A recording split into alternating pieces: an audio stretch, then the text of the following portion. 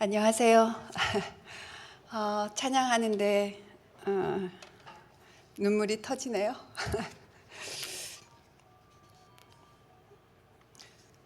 이 건물이 공사 중이었을 때 저희가 몇 번 와서 기도했던 그 모습이 생각이 났어요. 준비할 때 생각이 안 났는데 그때 공사 중이어서 들어올 수는 없었고 저희가 바깥에서 이 건물을 통해서, 아니 이 건물에 모이는 사람들을 통해서 행하실 하나님의 일들을 저희가 믿음으로 바라보고 선포하며 기도했던 그 생각이 납니다. 얼마 전에 제가 하용조 목사님 평전을 읽었거든요. 저희가 그 책을 읽으면서 너무너무 감사했어요. 무엇이 감사했냐면 한 목사님과 또 그때 처음 온누리 교회를 시작하시면서 섬겼던 많은 성도들의 그 눈물의 기도가 저에게 하나님이 응답하셨구나. 그들의 사랑의 수고로 지금 저를 비롯해서 수많은 사람들이 예수 그리스도를 알고 그분 안에서 그분의 말씀에 의지해서 그렇게 살아가고 있구나. 나의 나된 것이 하나님의 은혜구나 라는 것을 고백하면서 제가 참 감사의 눈물을 흘렸습니다. 이곳에서 지금 찬양하면서 다시 한번 느끼는 거지만 이곳은 비록 서빙고 본당과 떨어져 있지만 온누리 교회의 심장과 같은 곳입니다. 이곳에서 열방을 향하여 기도하고 예배할 때, 아니 이곳에 많은 열방의 그 성도들이 와서 함께 예배 드리는 한 온누리 교회는 계속 될 것이고, 무엇보다 대한민국이 열방의 복음을 전하는 그 나라로, 거룩한 나라로 영원히 서가게 될 것이라는 것을 다시 한번 믿습니다. 여러분들이 살면 온누리 교회가 살고, 여러분들이 살면 대한민국이 살고 열방이 살게 될 것입니다. 아멘. 저는 소개받은 것처럼 서빙고 온누리 교회 여성 사역을 섬기고 있습니다. 여성 사역이라는 말이 아마 보통 다른 교회 분들에게는 좀 낯설 것입니다. 왜냐하면 다른 교회에서는 여전도회 또는 여선교회라는 이름으로 여성들이 주로 봉사를 하고 있기 때문입니다. 1999년 하용조 목사님이 당시 이종실 전도사님을 불러서 여전도회가 아니라 여성 사역을 한번 해봐라 말씀하셨다고 합니다.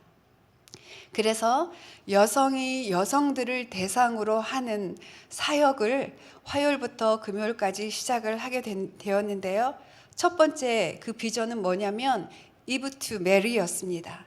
에덴 동산에서 불순종의 통로, 죽음의 통로였던 그 이브가 주의 말씀대로 내게 이루어지이다 하며 말씀에 순종했던 마리아로 변화되는 것을 비전으로 해서 수요 오전 여성 예배, 큐티 나눔 방, 그 다음에 나라와 민족을 위한 기도, 마리아 행전, 또 무릎 선교 기도학교, 암송학교 등을 진행하고 있습니다.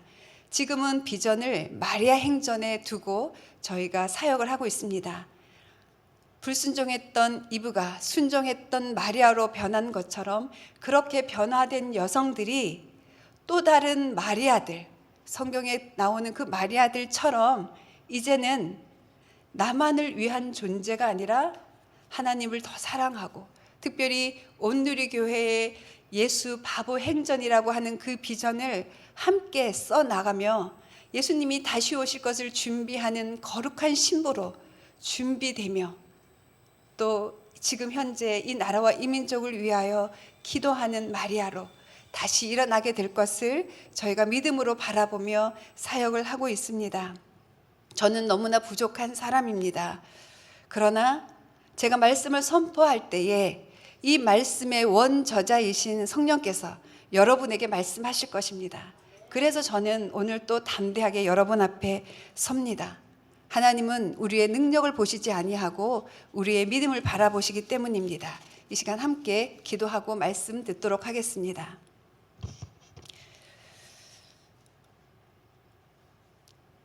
우리를 구원하신 하나님,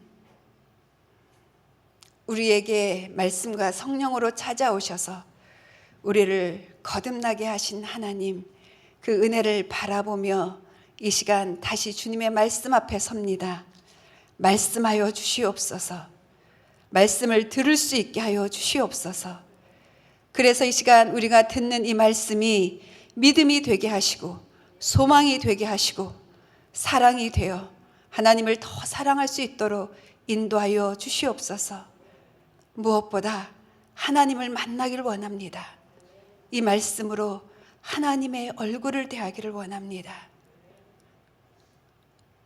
예수 그리스도의 이름으로 기도합니다. 아멘. 오늘 우리가 함께 듣게 된 말씀은 잠언 3장 5절에서 7절 말씀입니다. 그 중에 특별히 저는 3장 6절 말씀에 더 주목하고자 합니다. 잠언 말씀은 아마도 여러분들이 성경책을 읽을 때 가장 쉽게 읽을 수 있는 성경일 것입니다. 그래서 어머니들이 자녀들에게 가장 많이 권하는 책이기도 하고 또 새신자들이 올 때 한번 성경을 읽어봐 할 때 제일 먼저 쉽게 권할 수 있는 책이 잠언서이기도 합니다. 이 잠언서의 기록 목적은 1장 2절에서 4절에 이렇게 기록되어 있습니다. 이것은 지혜와 교훈을 얻게 하고 슬기로운 말씀을 깨달으며 지혜롭게 의롭게 공평하게 정직하게 행동하도록 교훈을 얻게 하려는 것이다. 어리석은 사람들에게는 깊이 생각할 수 있는 슬기를 주고 아직 어린 사람들에게는 지식과 옳은 것을 판단할 수 있는 능력을 주기 위한 것이다. 오늘 우리가 이 말씀을 믿음으로 받아들일 때 우리는 지혜롭게 될 것이며 우리는 정의롭게 될 것이며 우리는 판단력을 얻게 될 것입니다. 특별히 3장 6절에 이렇게 말씀하고 있습니다. 내가 하는 모든 일에서 그분을 인정하여라. 그러면 그분이 내 갈 길을 알려줄 것이다. 한 절인데 암송하실 수 있으시겠죠? 다시 한번 천천히 제가 읽어드릴게요. 한번 여러분 속으로 따라하면서 암송하면서 오늘 이 말씀을 계속 가지고 제 말을 여러분이 함께 믿음으로 듣고 반응하셨으면 좋겠습니다. 내가 하는 모든 일에서 그분을 인정하여라. 그러면 그분이 내 갈 길을 알려줄 것이다. 그러면 그분이 내 갈 길을 알려줄 것이다. 이것만 암송하면 이제 설교 듣지 않아도 됩니다. 그런데 이 말씀을 더 마음에 새기기 위해서 제가 조금 더 말씀드리도록 하겠습니다. 이 말씀은 잠언서 말씀은 아버지가 아들에게 자녀들에게 훈계와 지혜와 교훈을 주기 위해서 하는 말씀이죠. 이렇게 말하는 거예요. 네가 살다 보면 네가 어느 순간 갈 길을 잊어버리고 네가 헤맬 때가 있을 거야. 그럴 때 그분을 찾아가. 그러면 그분이 너의 갈 길을 가르쳐 줄 거야. 얼마나 위로가 되는지 모르겠습니다. 저는 계속 이 말씀을 묵상하면서 내가 만약에 자녀라면 지금 내가 유일하게 의지할 수 있는 분이 지금 나의 아버지인데 그 아버지가 그 아버지보다 더 능력 있는 분, 그 아버지가 인정하는 진정한 고수가 있다고 말해주는 거예요. 그러면서 그분을 찾아가라. 그분이 너의 갈 길을 알려줄 것이다. 이렇게 말하는 거예요. 여러분이 어머니시면 자녀들에게 이 말씀만 해주시면 돼요. 그죠? 오늘 그분에게 우리는 오늘 집중하려고 합니다. 자, 내 갈 길에 집중하게 되었을 거예요. 그런데 이 말씀은 지금 우리에게 내 갈 길을 집중하지 말고 그분께 집중하라고 말씀합니다. 우리가 코로나로 인해서 아니면 우리가 원하던 것을 열심히 노력했는데 그 일이 이루어지지 않고 있을 때 우리는 어떻게 해야 하지? 참 막막할 때가 있습니다. 그럴 때 어떻게 해야 할까요? 오늘 이 말씀을 통해서 3가지의 그 답을 찾아보려고 합니다. 첫 번째는 상황이나 문제가 아니라 그분께 집중해야 한다는 것입니다. 그분이 누굴까요? 아까 목사님께서 읽어주신 5절에 이렇게 되어 있습니다. 내 마음을 다해 여호와를 믿으면 바로 그분이 여호와라는 것입니다.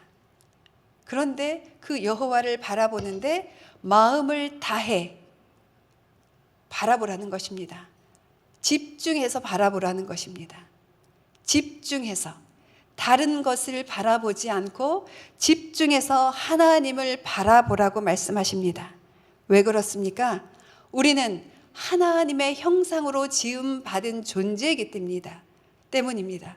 그분이 우리를 지으셨기 때문에 우리를 지으신 그분께 우리의 마음을 집중하라는 것입니다. 왜냐하면 그분이 우리 답을 알고 있거든요. 그분이 우리를 지으셨기 때문에 우리가 존재하는 이유와 목적을 그분이 알고 계시기 때문입니다. 그래서 하나님을 알면 우리가 살아가야 하는 길이 보이기 때문입니다. 코로나로 온 나라가, 온 세계가 도대체 어떻게 될 것인가 불안불안하다는 소식을 계속 우리에게 전합니다. 그럼에도 불구하고 우리는 하나님께 집중해야 합니다.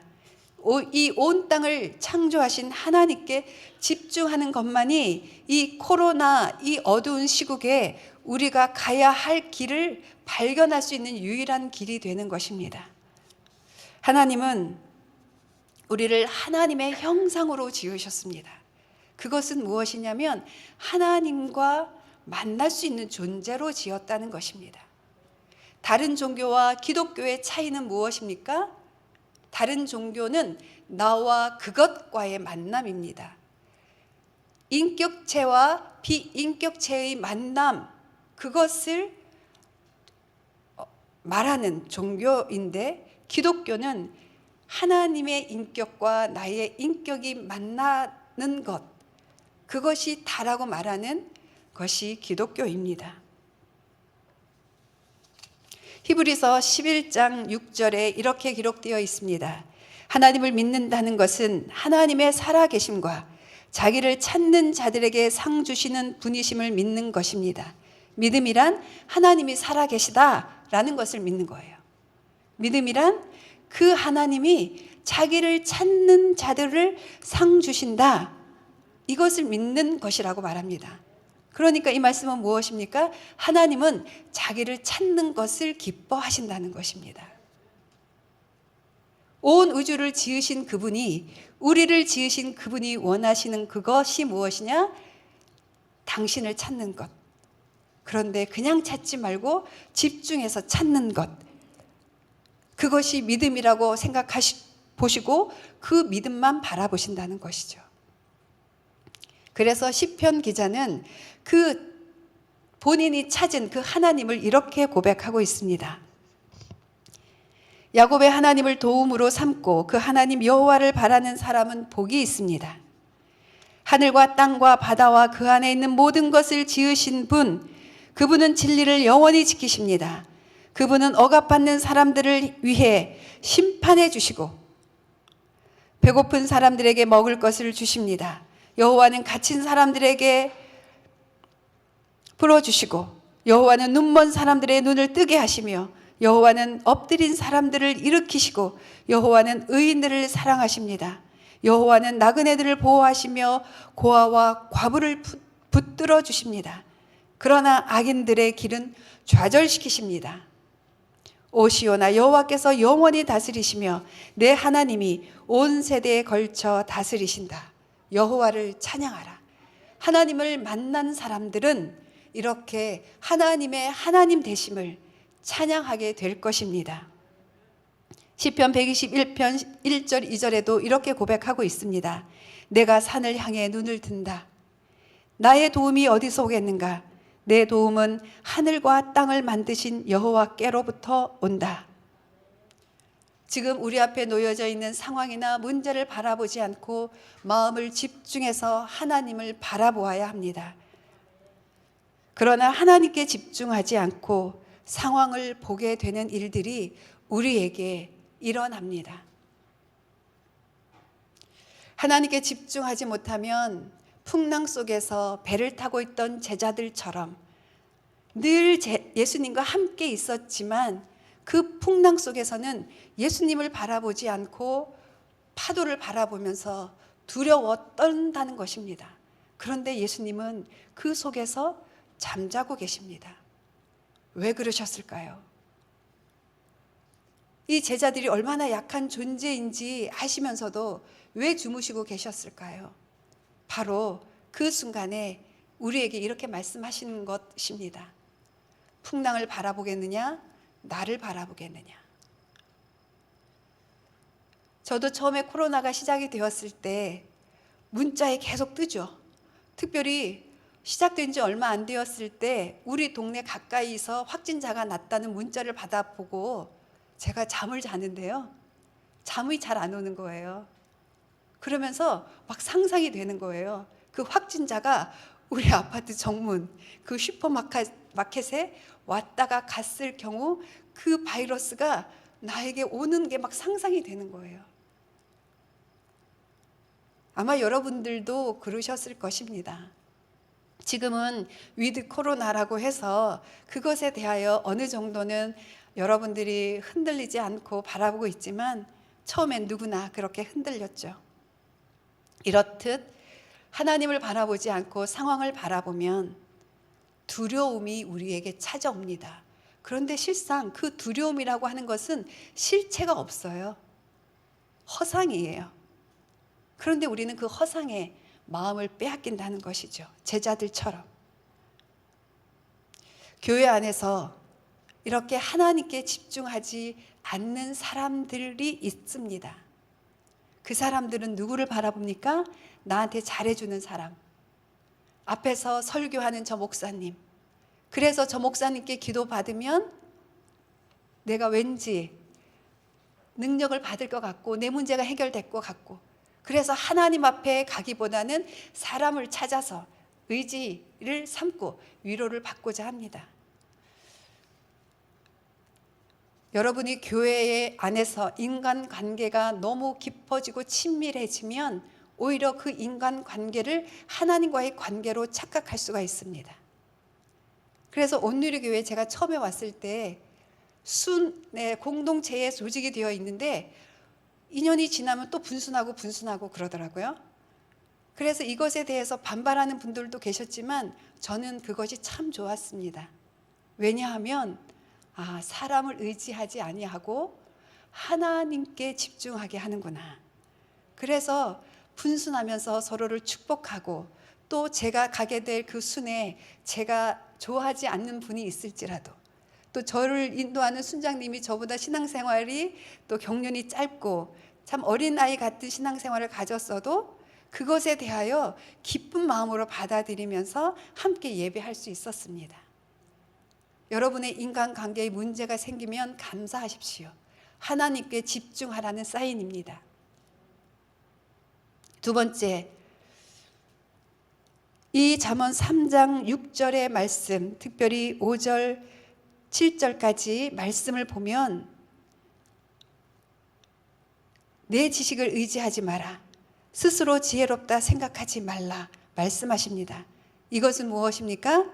네가 갈 길을 찾지 못하고 헤맬 때 너의 능력이 아니라 하나님 말씀에 집중해야 한다라는 것을 우리에게 알려주고 있습니다.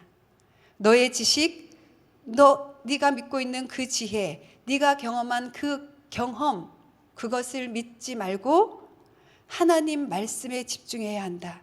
왜 그렇습니까? 우리는 하나님의 형상으로 지음받았는데 무엇으로 지음받았습니까? 말씀으로 지음받은 존재이기 때문입니다.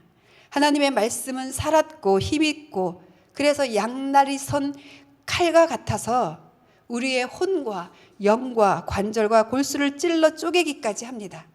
우리의 마음의 생각과 의도를 분명히 분별해 내게 합니다. 그래서 내가 지금 내 능력을 믿고 교만해 있는지, 아니면 내 능력을 믿기 때문에 좌절하고 있는지, 그것을 말씀이 드러내 줍니다. 시편 19편 7절에서 11절까지는 하나님의 말씀은 완전하여 영혼을 소성케 하고 확실하고 지혜롭게 하고 정직하고 마음을 기쁘게 하고 순결하여 눈을 밝게 하고 정결하여 영혼까지 이루고 진실하여 다 의롭다. 이렇게 말씀하고 있습니다. 이것이 하나님의 말씀입니다.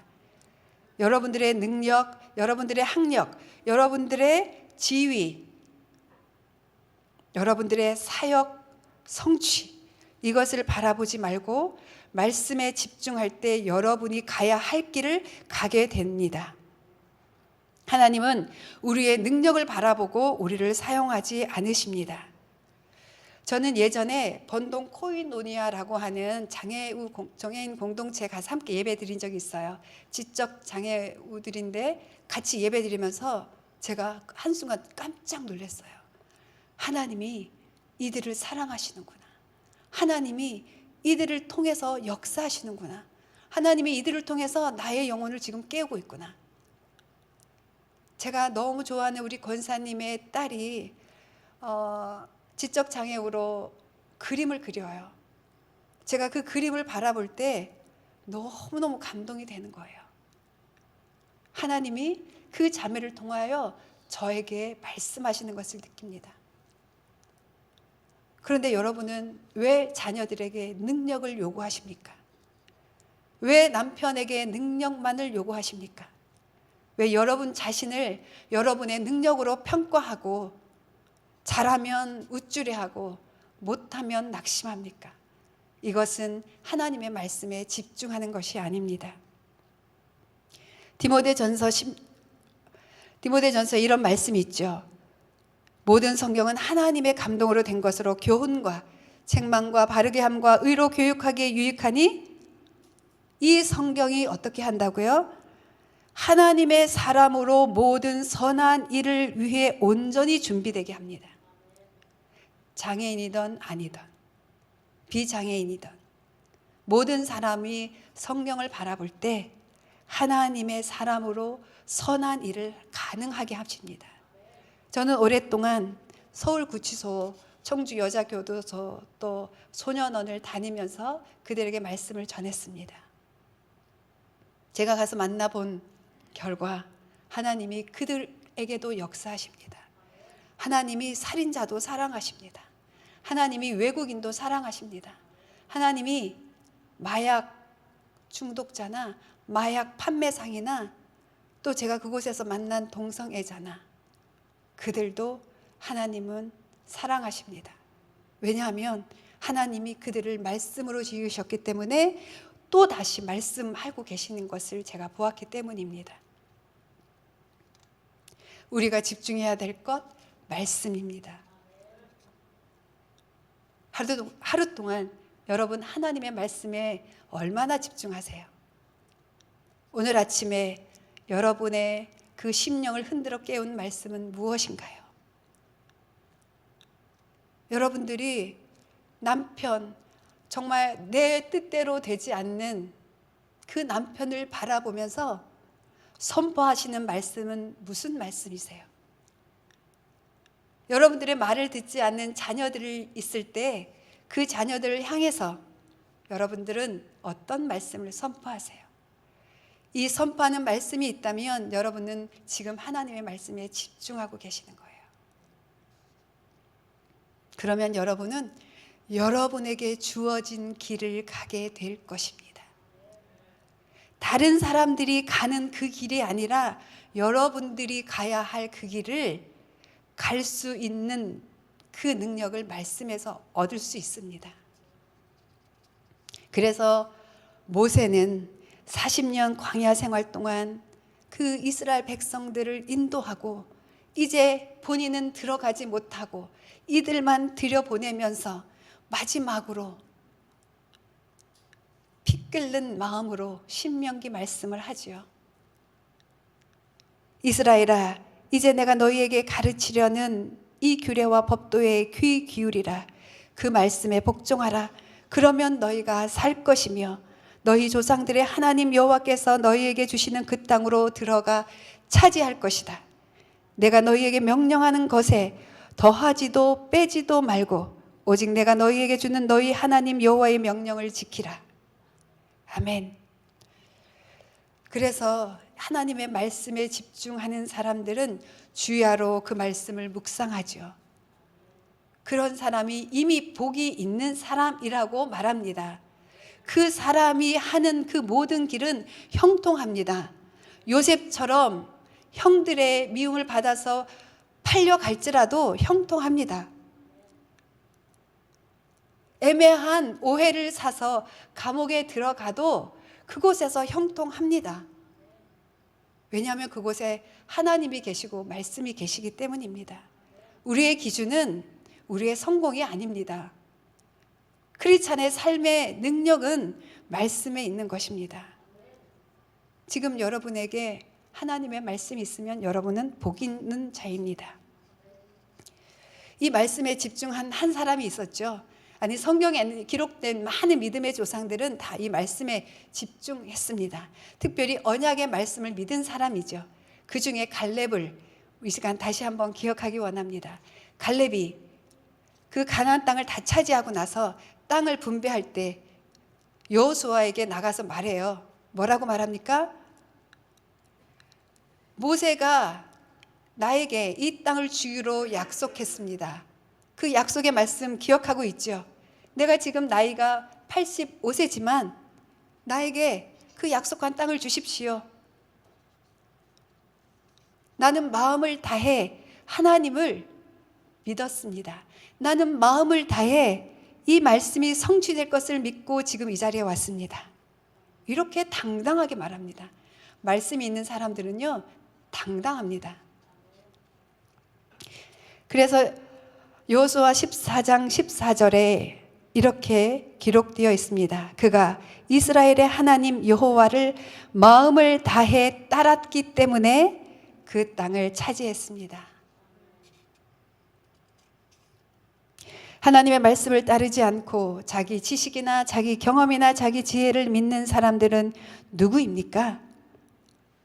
민수기 14장에 나오죠. 가나안 땅을 앞에 두고 정탐꾼들의 말을 듣고 우리는 메뚜기 같은 존재입니다. 우리는 저 땅을 들어갈 수 없습니다. 하나님의 말씀 우리는 그런 거 잘 모릅니다. 지금 우리 능력이 보입니다. 지금 우리는 아무것도 아닙니다. 여러분 조심하십시오. 여러분이 겸손한 척 말하는 나는 아무것도 아닙니다 라고 하는 그 말 속에 하나님의 말씀을 부인하는 교만이 있지는 않는지, 여러분들이 감당하기 어려운 일들을 부탁받았을 때 바로 여러분들의 능력을 보고 그것을 판단하고 있지는 않는지, 아니면 나를 지으시고 나에게 말씀해 주신 그분을 믿고 있는지 한번 보십시오. 하나님의 말씀을 따르지 않는 실제적인 현장이 교회의 주방입니다. 특별히 여자 성도님들은 정말 예배 시간 정말 눈물을 흘리면서 아멘 아멘 찬양 열심히 하죠. 그리고 딱 주방에 들어가서 같이 음식을 준비할 때 내 생각과 내 방식이 제일 중요합니다. 같이 음식을 준비하는 그 영혼보다, 관계보다. 제가 아울리치를 갔었습니다. 독일로 갔었거든요. 그래서 이제 특히 난민들을 만나서 저희가 한국 음식을 대접하려고 준비를 하는데요. 저희가 이제 준비한 음식은 불고기와 잡채였습니다. 자, 한 분이 잡채를 시작했습니다. 또 한 분이 옆에 옵니다. 이렇게 하면 맛있어요. 또 옆에 또 다른 분이 옵니다. 아니 고기는 이렇게 쓸면 돼.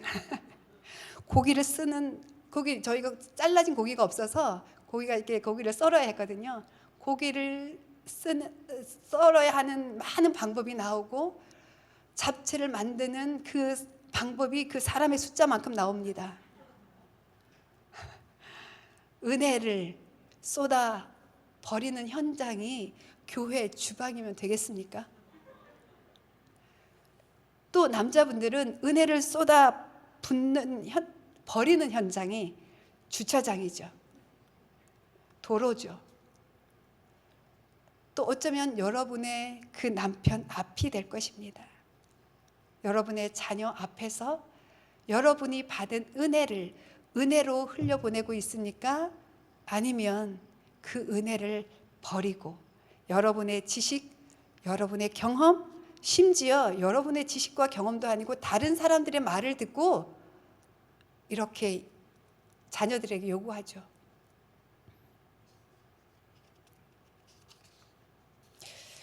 하나님은 우리의 믿음을 보십니다. 그런데 그 믿음이 무엇입니까? 말씀을 믿는 믿음입니다. 말씀을 순종하는 믿음입니다. 저는 예전부터 어렸을 때부터 착하다는 소리를 많이 들었어요. 착해 보이나요? 착하다는 말을 여러분들은 인정하실지 않을지 모르겠지만 착하다는 말을 참 많이 들었습니다. 왜 착했나 봤더니 제가 어렸을 때 엄마 아버지가 너무 힘들게 사신 것을 제가 너무 일찍부터 그거를 알게 된 거예요. 아버지는 오랫동안 집을 비우시고 저희 엄마는 제가 어렸을 때부터 팔출부와 또 공장과 또 여러 가지 힘든 일을 하시면서 저희들을 키우셨습니다. 사남매를. 그래서 제가 둘째 딸이었는데요. 제가 둘째라는 인식을 하지를 못하고 자랐더라고요. 나중에 예수님 만나고 보니까 그냥 저는 장녀였어요. 제 위에 오빠가 있는데 누구보다 듬직한 오빠가 있음에도 불구하고 제 안에 장녀라는 의식이 있어서 엄마를 힘들지 않게, 아버지를 힘들지 않게 하려는 마음이 있었던 것 같습니다. 그래서 어떻게 하면 부모님을 위로해 줄까? 이 생각을 해서 아버지가 밤늦게 오시면 엄마가 밥상 차려주기 전에 제가 차려드리고, 엄마가 늦게 일 갔다 오시면 또 이렇게 위로해드리고, 심지어 저희 엄마가 그러시는데 6년 동안, 초등학교 6년 동안 도시락 반찬을 김치만 싸주셨다고 합니다. 전 몰랐어요. 설마 그러셨을까 싶은데 엄마의 기억은 그렇다고 합니다. 그런데 제가 한 번도 불평을 한 적이 없대요. 제가 이 말씀을 왜 드리냐면요, 제가 착하다는 말씀을 드리는 게 아니고요, 제가 착함의 그 굴레 속에 갇혀서 제가 말씀보다 저를 믿었어요. 나는 착하니까 늘 다른 사람들의 그 의견을 존중하고, 그리고 제가 원하는 것을 말할 수가 없는 존재가 된 거예요. 어느 순간 이걸 알고 나니까 나는 무엇이 맛있어요 라고 하는 말을 하는 사람들이 부럽더라고요.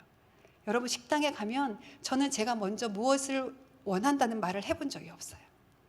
그것을 나중에 알았어요. 예수님을 만나고. 그런 사람의 특징 중에 하나가, 저는 한 번도 손을 들고 질문을 해본 적이 없어요. 심지어 신학대학교 다닐 때까지 사람들 앞에 서는 것이 두려웠어요. 왜 그랬을까요? 지금 생각해보면 인정을 받아야 하는데 내가 너무나 부족한 사람이니까 질문을 하면 이 질문 때문에 비웃음을 사진 않을까? 이 질문이 정말 저분이 원하는 질문일까? 이 질문이 정말 다른 사람들이 알고 싶은 질문일까? 오만 생각이 다 있으니까 아예 질문을 안 하는 거죠. 나의 부족함이 드러나지 않으니까. 이 모습도 내 능력을 의지하는 거죠. 그런데 신학교를 들어가고 얼마나 치열한 제 내면의 싸움이 있었겠습니까? 이 부족한 자가 신학을 하려고 할 때. 그럼에도 불구하고 신학을 하게 됐어요. 그리고 2년을 마치고 이제 마지막 학기를 남겨뒀는데 성경을 모르겠는 거예요. 그렇게 신학교 2년 동안 열심히 공부했는데, 그래서 몇 분들하고 성경을 읽기로 시작했습니다. 한 번에 많이 읽기로 했어요. 성경 통독을 하기로 한 거죠. 그래서 일주일 동안 우리가 읽을 분량을 정해주고 그거를 다시 모여서 같이 나누고, 그래서 제가 이렇게 한번 봤더니요, 한 3개월 동안 한 5번인가 6번을 읽었더라고요. 제가 성경을 집중해서 읽은 거죠. 눈만 뜨면 성경을 읽었어요. 다른 것을 하면서도 빨리 성경을 읽어야지 하면서 가서 또 성경을 읽고, 말씀이 제 안에 들어왔어요. 제가 예전에 성령을 경험하고 난 이후에 두 번째 큰 변화를 경험했는데요, 그 말씀이 제 안에 들어오니까 어떤 게 제 마음을 가득 차냐면, 하나님이 나를 이렇게 사랑하셔? 하나님이 나를 이렇게 사랑하신다고? 나를 사랑하시기 때문에 이렇게 성경 66권을 기록해서 나한테 주신 거야? 창세기도 나를 사랑한다. 출애굽기도 나를 사랑한다. 레위기도 나를 사랑한다. 내가 너를 사랑해서 내가 너를 위해 죽었다라는 게 레위기구나. 이거를 알게 됐어요. 요한계시록은 내가 너를 사랑해서 내가 다시 올 거야. 너는 이미 거룩한 존재이니까 그 거룩한 존재로 나를 기다려. 놀라운 변화가 일어난 건 뭐냐면 다른 사람들 앞에 서서 이렇게 얘기하지 못했어요. 저는 호흡이 너무 가빠서. 진짜로 그랬습니다. 제가 여성 사역자로 교회에서 섬길 때 광고 몇 마디 하러 앞에 나오는데요. 손이 달달달달 떨리고 호흡이 가파오고 그랬던 사람입니다. 그런데 두려움이 없어졌어요. 지금 여러분 앞에 조금 떨리긴 하지만 그러나 제 안에 여러분을 향한 사랑이 있습니다. 왜냐하면 하나님의 말씀으로 저가 받는 존재인 걸 알게 됐기 때문에 여러분이 그 사랑을 알면 좋겠다는 그 사랑하는 마음이 제 안에 있습니다. 세 번째, 아버지가 아들에게 네가 먼 훗날 그 갈 길을 몰라 헤맬 때 하나님께 마음을 다해 집중해라. 너의 능력이 아니라 하나님의 말씀에 집중해라. 세 번째, 내 안에 있는 악을 끊어라. 이것입니다. 잠언 3장 7절 스스로 지혜롭다 생각하지 말고 여호와를 두려워하며 섬기고 악에서 떠나거라. 역대하 7장 14절 내 이름으로 불리는 내 백성들이 악한 길에서 돌이켜 스스로 낮아져 기도하고 내 얼굴을 구하면 내가 하늘에서 듣고 그들의 죄를 용서하며 그 땅을 고칠 것이다.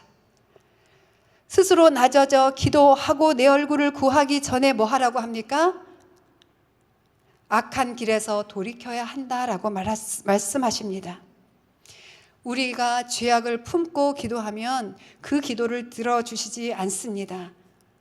혹시나 여러분들이 죄악을 품고 기도했는데 로또를 맞췄어요. 그건 복이 아닙니다. 여러분이 탐심을 갖고 부동산 많은 것을 가진 사람 그것을 부러워한다고 말하면서 기도하면 하나님이 그 기도 기뻐하지 않으십니다. 권사님들끼리의 대화를 듣다 보면 권사님은 좋겠다. 아파트값이 그렇게 많이 올랐다며. 권사님은 좋겠다. 이번에 그 아들이 좋은 직장 들어갔다며. 우리는 뭐냐? 이렇게 말하는 소리를 정말 많이 들어요. 너무 가슴 아파요. 너무 가슴 아파요. 그분의 마음 중심에 하나님이 계신데, 예수 그리스도가 계신데 왜 예수 그리스도를 저렇게 무시하지? 전 정말 너무 눈물 나더라고요. 우리가 예배 때와 우리의 삶의 현장에서 동일하게 악을 끊어야 합니다. 우리가 끊어야 할 악 첫 번째는 무엇입니까? 우상입니다. 여러분들이 하나님만큼 믿고 있는 존재. 저의 우상은 뭐였는지 아세요? 제가 교회에서 사역할 때 제일 먼저 말씀을 읽으면서 하나님, 저는 하나님을 사랑합니다. 그래서 하나님의 말씀을 온전히 전하는 그 사역을 제가 하겠습니다. 두 번째, 하나님이 이웃을 사랑하라고 하셨는데 특별히 가난하고 소외된 고아와 과부와 나그네들을 사랑하라고 하셨는데 제가 그들을 섬기겠습니다. 이 기도가 절로 나오더라고요. 그래서 교회에서 제가 좋은 이웃 모빌팀, 교회 밖에 있는 노숙자, 또 우리 위기 청소년들, 쪽방촌 다 다니면서 사역을 했어요. 너무 좋은 거예요. 또 요양원 가서 또 치매 어르신들 또 돕고, 그래서 몇몇 분들을 모시고 여기 다니면서 사역을 한 거예요. 근데 어느 날 그 사역을 그만하라는 거예요. 난 소명인데 고민했어요. 하나님, 이게 지금 내가 그런 목사님이 말씀하셔도 가서 계속 사역하는 게 맞습니까? 아니면 내려놓는 게 맞습니까? 이게 내 사명인데 가면 나는 너무 좋고 힘이 나고 열매도 있는데. 그때 기도했을 때 하나님께서 저와 같은 목사들이 가장 쉽게 섬길 수 있는 우상, 선한 영향력을 미치고 싶은 그 마음, 네가 가치 있는 일을 해야 네가 가치 있다고 생각하는 그 마음, 그걸 깨닫게 하셨어요. 그래서 내려놨어요. 너무 자유한 거예요. 제가 내려놓을 때 솔직히 약간 그 마음이 있었거든요. 다른 사역자분이 거기를 가게 되었는데 조금 있으면 나한테 부탁했으면 좋겠다. 저분 가면 잘 못할 것 같은데, 이런 마음이 있었거든요. 그런데 하나님께서 제가 순종하려고 기도했을 때 그것을 보게 하셨어요. 그 악을 끊게 하셨어요. 그랬더니 제가 너무 자유한 거예요. 미련이 없어요. 그런데 그 소명이 그곳에서만 이루어지는 게 아니더라고요. 제가 섬기는 나라와 민족을 위한 마리아 행전 팀에서, 또 무릎 선교 기도팀에서 탈북민들을 돕고 탈북민 자녀를 돕고 또 중국에 있는 그 인신매매된 여성들을 도울 수 있는 길을 하나님이 또 열어주시는 거예요. 선교사님들을 보내주셔서 선교사님들을 도울 수 있는 길을 또 보여주셨어요. 하나님이 저에게 주신 소명은 여전히 진행 중이에요. 저의 능력과 상관없이. 여러분 안에 있는 죄악이 무엇입니까? 우상숭배, 그 죄악을 먼저 여러분 안에서 끊으십시오. 여러분의 자녀가 우상이 되지 않도록 하십시오. 여러분의 경험이 우상이 되지 않도록 하십시오. 여러분들의 사역 성공이 우상이 되지 않도록 하십시오. 이것이 아무것도 아닌 것을 고백하며 기도하시고 예배하시고 찬양하십시오. 오직 나는 하나님만으로 족합니다. 골로새서 3장 5절 6절에 그러므로 땅에 속한 지체들을 죽이십시오. 그것들은 음행과 더러운 것과 정욕과 악한 욕망과 탐심입니다. 탐심은 우상 숭배입니다. 이것들로 인해 하나님의 진노가 불순종의 아들들에게 임할 것입니다. 어떻게 이런 탐심과 이런 더러운 것들과 이런 죄악들을 끊어버릴 수 있습니까? 어떻게 코로나 이 바이러스에 우리의 마음을 뺏기지 않을 수 있습니까? 어떻게 하면 뉴스에 우리의 마음과 우리의 몸과 그 앞에서 시간을 다 보내고 있죠? 뺏기지 않을 수 있습니까? 그것은 하나님의 사랑뿐입니다. 하나님의 사랑이 여러분을 모든 죄악에 끊을 수 있는 능력이 됩니다. 하나님이 여러분을 만나고 싶어 하십니다. 그런데 여러분을 만나고 싶어 하는 그 하나님이 사랑이십니다. 사랑이신 하나님을 만나는 길은 여러분이 그 사랑을 느끼는 거예요. 그 느끼려면 어디로 가야 됩니까, 여러분? 예수 그리스도의 십자가가 달린 그 십자가 위로 가야 됩니다. 예수 그리스도가 여러분의 죄악을 품고 그 죄악을 대신하여 죽으셨습니다. 그런데 여러분 그때 어디 계셨습니까? 예수 그리스도의 품 안에 계셨습니다. 예수 그리스도가 우리의 죄악 때문에 죽으셨을 때 우리도 죽었습니다. 무엇에 대하여 죽었습니까? 세상에 대하여 죽었고 죄악에 대하여 죽었습니다. 지금 우리가 다시 죄악을 범할지라도 우리는 그 죄악의 종이 되지 않을 수 있는 것은 예수 그리스도가 우리를 위하여 대신 죽으셨기 때문입니다. 사랑이신 하나님이 여러분을 사랑으로 만나길 원하십니다. 그러기 위하여 여러분의 죄악을 끊고 하나님께 집중하며 하나님의 말씀을 믿으며 기도하시면 하나님의 사랑이 여러분에게 들어갑니다. 그러면 여러분에게 남는 것은 무엇이 있을까요? 갈 길을 찾아 헤매는 여러분의 마음 안에는 무엇이 남을까요? 하나님의 사랑만 남죠. 하나님의 사랑만 갈망하게 되죠. 제가 A의 길로 가야 될까요? B의 길로 가야 될까요? 기도했더니 하나님이 이렇게 얘기하시는 거예요. 나를 사랑해라. 네가 가야 할 길은 나다. 그래서 사도 바울은 이렇게 고백하죠. 나는 그리스도와 함께 십자가에 못 박혔습니다. 그러므로 이제 더 이상 내가 사는 것이 아니라 삶의 목적이 바뀌었어요. 내 인생은 나의 것이 아닙니다. 내가 사는 것이 아니라 내 안에 그리스도께서 사시는 것입니다. 내가 사는 것은 내 안에 사신 그리스도를 위해 사는 것입니다. 이렇게 말하는 거예요. 내가 지금 오늘 여러분 오늘 하루 받으셨죠? 우리가 지금 살고 있는 이 오늘은 다시 오지 않을 하루예요. 지금 이 하루를 우리에게 주신 것은 이렇게 말을 합니다. 지금 내가 육체 가운데 사는 것은 나를 사랑하셔서 나를 위해 자신의 몸을 내주신 하나님의 아들을 믿는 믿음으로 사는 것입니다. 아멘. 오늘 왜 하루 살고 있습니까? 하나님의 아들을 믿는 믿음으로 살게 예수 그리스도를 위해 살도록 주신 것입니다. 그래서 예수 그리스도께서 우리에게 말씀하십니다. 구약 성경과 신약 성경을 하나로 압축 요약해서 우리의 갈 길을 이렇게 말씀하십니다. 그 말씀이 무엇인가요, 여러분? 마태복음 22장 37절에서 40절 말씀입니다. 외워보세요. 암송해보세요.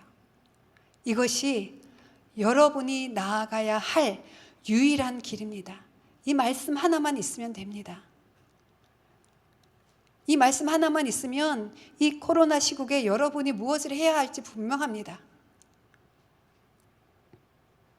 내 마음을 다하고 내 생명을 다하고 내 뜻을 다해 내 하나님을 사랑하여라. 이것이 가장 중요하고 으뜸되는 계명이다. 그리고 둘째 계명도 이와 같다. 내 이웃을 내 몸처럼 사랑하여라. 모든 율법과 예언자들의 말씀, 즉 구약 성경이 이 두 계명에서 나온 것이다.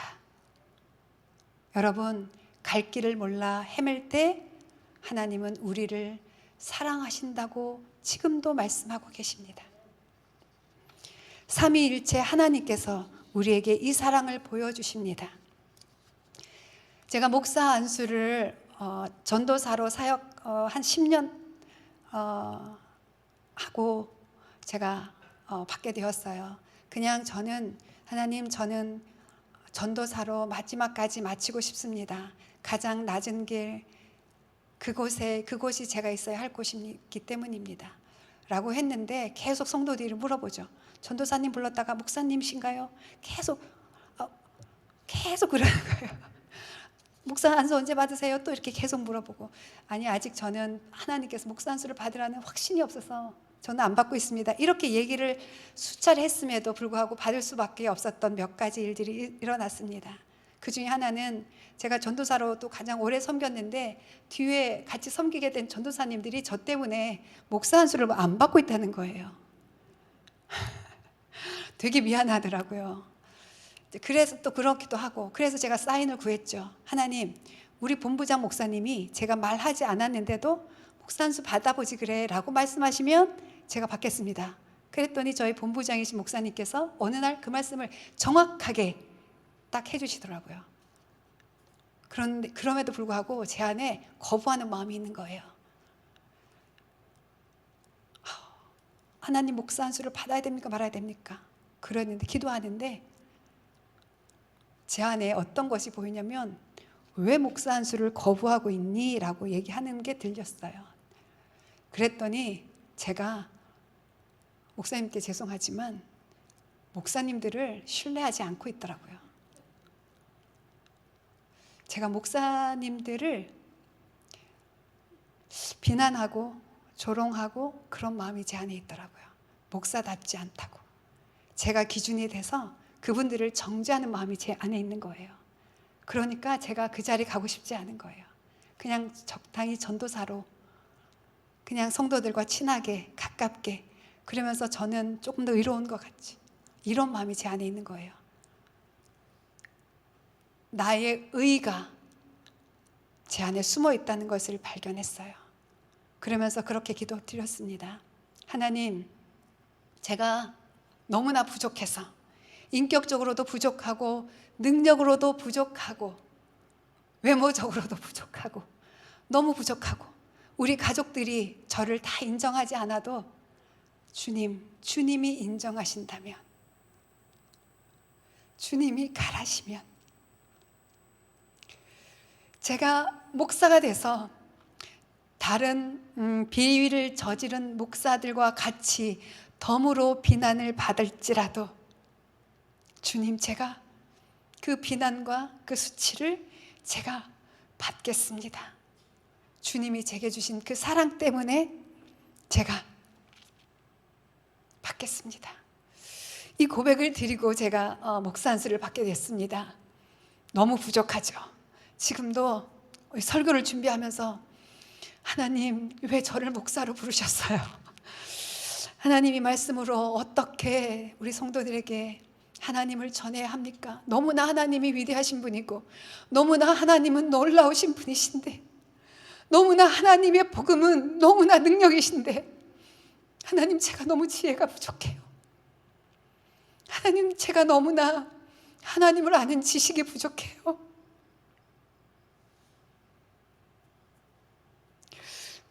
그런데 하나님이 저를 쓰신다면 제가 저를 드리겠습니다.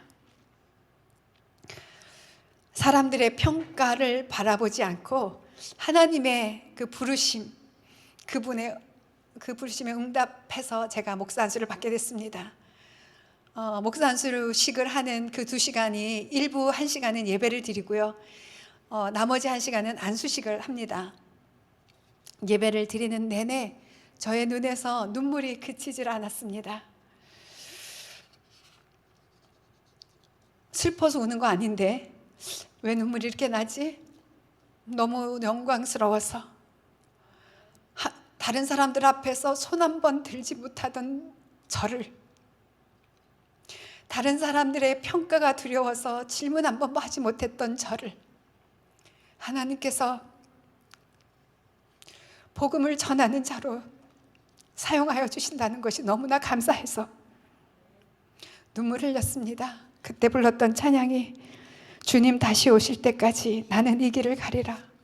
좁은 문 좁은 길 나의 십자가 지고 나의 가는 이 길 끝에서 나는 주님을 보리라. 영광의 내 주님 나를 맞아주시리. 주님 다시 오실 때까지 나는 일어나 달려가리라. 주의 영광 온 땅 덮을 때 나는 일어나 노래하리. 내 사모하는 주님 온 세상 구주시라. 내 사모하는 주님 온 세상 왕이시라. 여러분, 우리가 사모할 분은 하나님 한 분이십니다. 예수 그리스도이십니다. 이 시간 우리 함께 찬양하도록 하겠습니다. 하나님의 사랑을 사모하는 자, 그 찬양을 부르면서 우리의 믿음을 주님 앞에 다시 고백하기를 원합니다.